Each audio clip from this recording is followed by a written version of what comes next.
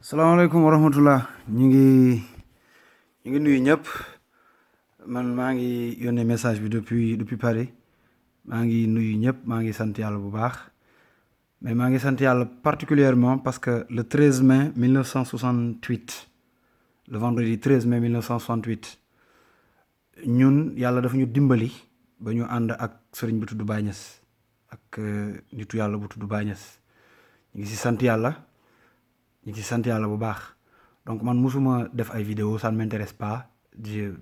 dama jóge Sénégal sa ñëw toog fii pour nëbbatu mais su fekkente ne dañu ay années depuis presque 20 ans ñu ne dañu bugg baax dañu bugg ànd ak yàlla bëgg ànd ak yàlla boobu tax ñu songu yoonu sufiyanke bëgg baax ñu yàlla dimbale ñu ànd ak Baye Niass su ñu demee ba foi boobu noonu ñu bëgg ko remettre en question par le biais de gens yoo xamante ni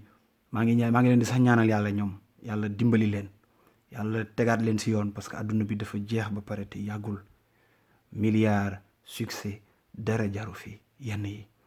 donc vidéo bi ma yónnee maa ngi ko yónnee d'abord ci groupe bii ma bokk muy groupe 313 mais aussi dinaa ko def si sama plateforme yëpp pour wax imam Cheikh Alioune Cissé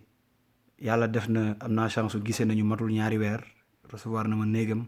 waxtaan nañ ci yàlla waxtaan nañ ci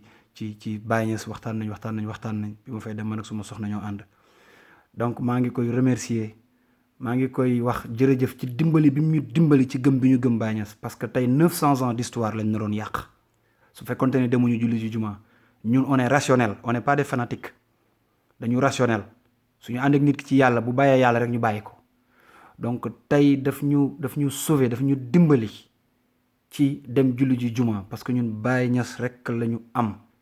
ànd ak nag ni gëm nañu Sénégal ak àddina bi am na mag yu baax yu bari yu fi ne waaye tey sur les 1,8 milliard de musulmans dans le monde Baye Niass il en génère plus de 250 millions ce qui fait plus de 12% des musulmans dans le monde c'est des disciples de Baye Niass. donc lien yii ma yónnee ci groupe bi vidéo bi yëpp c'est pour wane ni Medina Baye ñoom tey julli nañu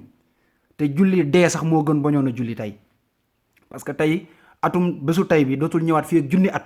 bu fekkee ñi dox ci arithmosophie ñi dox ci numérologie xam nañ li may wax tey le 20e maanaam ñetti 20 yu dajaloo la vendredi tey bésu 20 la at mi 20 la millénaire bi 20 la suñu julliwuloon tey rek du baax ñu ngi sant yàlla bu baax imam yàlla na la fi yàlla bàyyi yàlla na nga gën a gudd fan yàlla na yàlla dooleel la yàlla na yàlla barkeel la suma làmmiñ bi suma ñaani amul benn effet ci yow parce que man baaxuma waaye maa ngi ñaan yàlla ci barke Cheikh Ibrahima Niass mi ñu bokk yàlla na yàlla dooleel la yàlla na yàlla barkeel la yàlla na yàlla yëkkati la yàlla na yàlla sàmm la ni nga ñu dimbalee ba ñu gindiku ba tey suñu tiit gi ñu amoon ne Medina Baye du julli bu julliwul fan la ñu jëm ak suñu gëm gi ñu gëm Baye Niass yàlla na yàlla fay la ko yàlla na yàlla dimbali la yàlla na yàlla taxaw la yàlla na yàlla aar la su fekkente ni martabatu Cheikhu Tidiane am na doole dëgg la yàlla na martaba boobu aar la yow ak sa njaboot ak foo mën a nekk ci àddina rek te yàlla na yàlla dooleel la ci barke Cheikhu Tidiane ci barke Baye Niass mi ñu bokk. donc maa ngi wax Sénégal yépp nañu def ndànk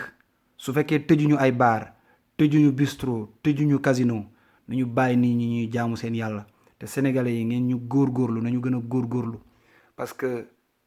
metti na te dafay gën a metti bu ñu génnee yàlla ci suñu dund gi. yàlla na yàlla ànd ak ñun yàlla na yàlla bàyyi ñu ci biiram mantawam boobu mu dugal ñu yàlla bu ñu ci génnee mukk ilaa abadil abad ci barke Cheikhu Tidiane maa ngi remercier ñëpp maa ngi remercier Medina Baye ci dimbal gi ñu dimbali parce que lii dafa